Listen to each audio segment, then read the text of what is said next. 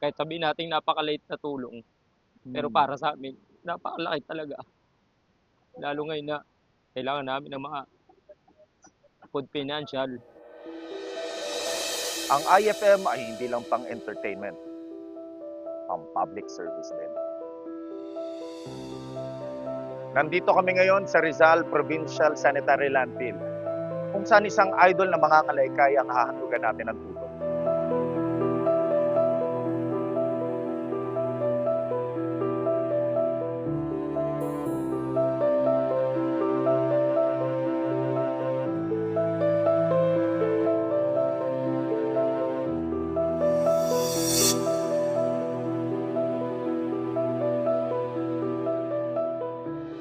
Para sa iba, ang basura, kalat lang. Pero para sa 5,000 mangangalakal dito sa Barangay San Isidro, ang basura ay kayamanan para sa kanila. Mga idol, nandito kami sa Barangay San Isidro, Sitio Pintor. At kanina meron tayong nakilalang idol na isa sa mga tumatayong leader ng lugar at isa ring mangangalakal o mangangalahig dito sa Rizal Provincial Sanitary Landfill. So si Idol George, Idol George, ngapon. Kamusta buhay-buhay natin dito ngayon? Okay naman po. So ever since yung 46 years na yon, pangangalakal na ho talaga yung ano natin. Yun na po, kinagisnan talaga namin kasi Mm. mismong magulang ko, yun na rin ang kumbaga parang minana ko sa kanila eh. Etong pamamasura, Mm. wala ka masyadong kakailanganin requirements eh. Mm. Hindi ko kailangan ng NBI, hindi ko kailangan ng SS, hindi ko Mm. kailangan police clearance. Mm. Anytime pwede kang mangalakal, pwede kang mangalahig. Mm. Kamusta naman ho yung buhay niyo dito pang araw-araw? Alam naman natin, saka lang naman binibisita yung lugar kapag may nangyari. Okay Pero naman, sa normal na pamumuhay niyo, kamusta kayo dito? okay po. Very good po talaga yung pamamasura namin, pamumuhay namin dito sa basura. Napakaganda po ng So, literal, may oh, pera sa basura. literal po. As Mm. in, May tanong ako sa'yo, Idol. Kung magkakaroon ng tsansa na umalis dito, aalis ka ba dito o mas pipiliin mo pa rin to? dito pa rin po talaga. Hmm. Sabi mo, dito ka na nagkaroon pa ng isang pamilya, no? Ganyan ka Magano na po kami, na 9 years na po kami. Nine. And Ah! counting. Ah. Still strong, yeah. Oo, yeah. I love my wife. Wow! Di, Idol, sa palagay mo, ano bang gaano katindi yung pagsasamahan niyo dito? Kasi sa lahat naman ng lugar dapat marunong kang makisama eh. May Opo. pagkakataon ba hindi kayo nagkakaintindihan dito? Meron po talaga, Nag-aaway? pero sabi ko nga po sa sarili ko eh. Kaya yung birthday ko naging Libra, Mm. timbangan. Dahil doon ko tinitimbang yung bawat sitwasyon. Mm. Hindi nila ako maintindihan, pero sila, Mm. iniintindi ko. Pilit kong iniintindi. Mm. Bakit? Ikaw ba tumatayong leader nila dito? Hindi naman po, kaso medyo mas marami akong pinagdaanan na gulo sa buhay. Kaya Mm. kailangan. Kaya kagaya sa anak ko, sinasabi ko sa kanya, mahalin mo yung kapitbahay mo kasi yung kapitbahay mo, sa oras ng sakuna o kahirapan o oras na wala kang pamilya, Mhm. kapitbahay ang number 1 na hihingan mo ng tulong. Ngayon kung balasubas ka sa kapitbahay mo, wala kang mahingian ng tulong. Tatanggihan ka niyan. Kahit first attempt mo na humingi ng tulong, tatanggihan ka niyan dahil sa pinakita mong bad attitude mo sa neighbors. Oo. Alam ko, mahirap yung pinagdaraanan niyo dito. Marami ka nang nakwento kanina. At ang tanong ko, kung sabi mo mahalaga yung mga kapitbahay, ang tanong ko, kung meron kang kapitbahay na gustong tulungan, Meron po sino? si Michelle. Michelle. Bakit naisip mo siya? Ang dami mong kapitbahay. Sabi ko nga kanina, 5,000 individual na gusto dito eh. Survivor din po kasi siya. Doon sa nangyaring pagguho ng basura. Oo nga. Ano ba? Napuwing ka ba? Sana nga napuwing na lang eh. Bakit? Anyari sa'yo? Ano? Dahil nga dun sa bibigyan natin ng kahit sabihin natin napakaliit na tulong. Pero para sa amin, napakalaki talaga.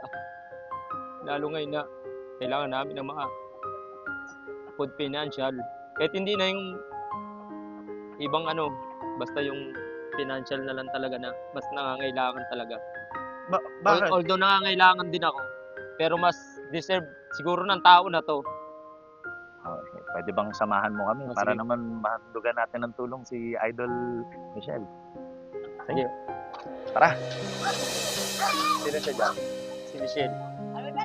Halika dito, Idol Michelle. Halika. Ikaw naiiyak. Halika dito. Magandang hapon po, Idol Michelle. Ako po si Papi Bonjing ng IFM. No? Pwede ba tayong magkwentuhan? Ayos lang ba sa'yo? Magandang hapon, Nanay Michelle. Magandang hapon din po. Oo.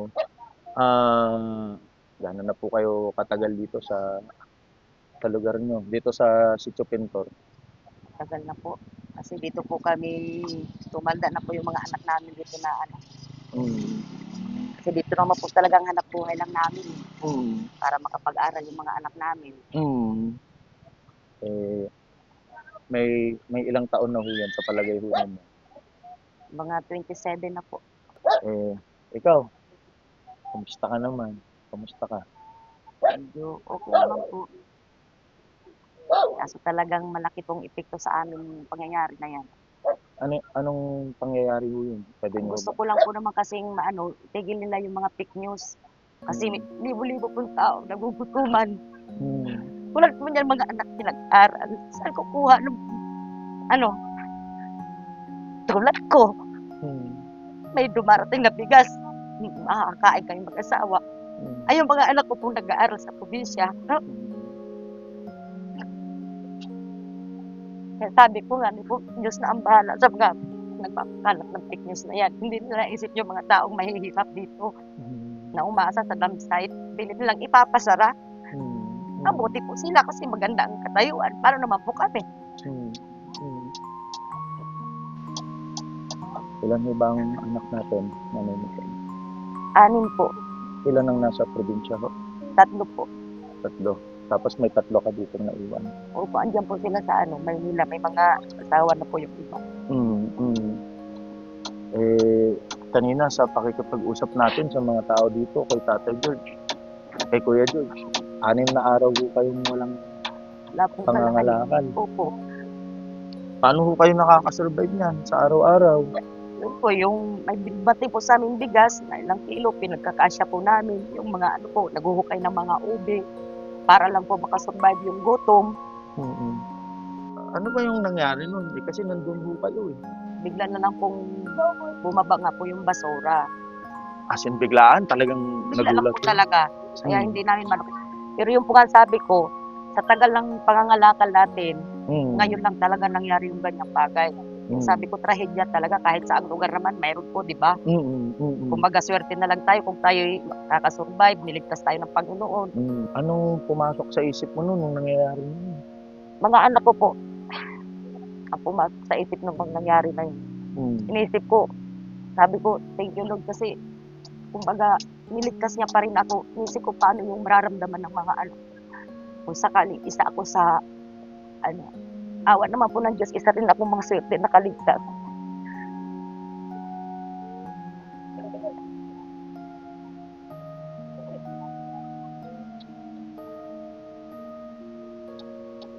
Parang nakita mo yung mukha ng mga anak mo nung nangyayari yun. Talaga lang po. Kahit nga po sa mga anak ko, hindi ko pinapaalam yung pangyayari. Kaso kumakalat po talaga yung mga ganong bagay na balita. Sa kalagitnaan ng pakikipag-usap ko kay Michelle ay dumating rin si Nanay Emma, isa sa mga nakaligtas sa gumuhong basura. Nabanggit na ni Kuya George kanina, naiiyak ho siya tuwing nababanggit po niya kayo. Ano ho yung katulad ni Nanay Michelle? Ano ho yung pumapasok sa isip niyo nung nakita mo ho yung pangyayari? Siyempre, naisip ko yung mga anak ko. Kung buyag na, ano ko sa pag-decide ng tambakan, nagtuluyan pa po nagpantay. Ang mga anak ko kawawa, paano pag-aaral sa mga anak pag wala na ako? Kaya ako lang po ang naghanap buhay. Una na iba, isa lang po nagatulong sa ako na anak kong naghanap buhay po. Paano yung mga gusto yung katulad ngayon? Wala po kami bulasi, wala pa po kami kakitaan. Ilang araw na po kami na walang hanap buhay, wala po kami makain. Wala po pamasin yung estudyante ko, sabi magagraduate yung ako anak na grade 12 lang, wala po kami sir. Wala po kami kinikitaan yun ng mga bulasi. Parang na po kami pagkain po namin sa araw-araw. Yung pamasahe ng mga anak namin na dalawa. Walang talaga bisin. Sa kabila ho ng trahedya, nanay, ang naiisip niyo pa ho, yung mga anak po ninyo. Hindi niyo ba, kayo ho, kamusta kayo? Ikaw may sariwa pa ang mga Sir, tugat mo. buti po nabuhay pa po ako. Pero sa kawan ng Panginoon, liligtas niya po ako dahil marami po kasi sa mga anak ko. Sana maawa ng Panginoon na bigyan po kami ng lakasan. Tapos yung anak buhay namin sana bigyan po ng pag-araw-araw na gastos pa. Estudyante namin, tsaka yung pagkain namin po. Yun lang po, nahilig na po sa Panginoon. Opo, mabuti pa rin po talaga ang Panginoon. Katulad po ng nabanggit ko kanina, hindi man po magagarbo, sobrang laki ng kaya naming ibigay. Hanggat kaya naming magbigay ho ng tulong, susubukan at sisikapin ho namin. Kaya sana yung handog po ng Radio Mindanao Network at ng IFM na public service ay makatulong po sa inyo. No? Hindi nyo ho kailangan magpasalamat sa amin. Kung ma-appreciate nyo po yung ibibigay namin, maraming salamat po. No? Pero ito po ay para sa inyo, Nanay Michelle, sa Nanay Emma. Sige po, tanggapin nyo po yan. Opo. Nawa yan ay makatulong po sa inyo. Yan po ang nakayanan ng aming team. At syempre, puwera ho dyan. Ito po, personal po ito. Kuya, Lord, sa inyo yan. Para mamaya, hindi lang ube. Ginataang ube ang kakainin nyo. Gusto ko, umiti na kayo na. Gusto ko, hindi lang Bigyan namin ito ng pagkain para lahat po kami makakain. kung ano man yung kakasya ko dyan. Maliban sa kaunting financial assistance na pwede namin maitulong sa mga taga-Sitio Pintor, meron din kami munting handog na grocery para sa inyo, para doon sa 6 na araw na wala tayong nakakalakal, meron pong panglamnan ng ating sikmura. Ito po, lahat po ng ito ay sa inyo po. Lahat po ng ito ay tulong po sa inyo ng IFM at ng RMN po. Ito po. Ito po.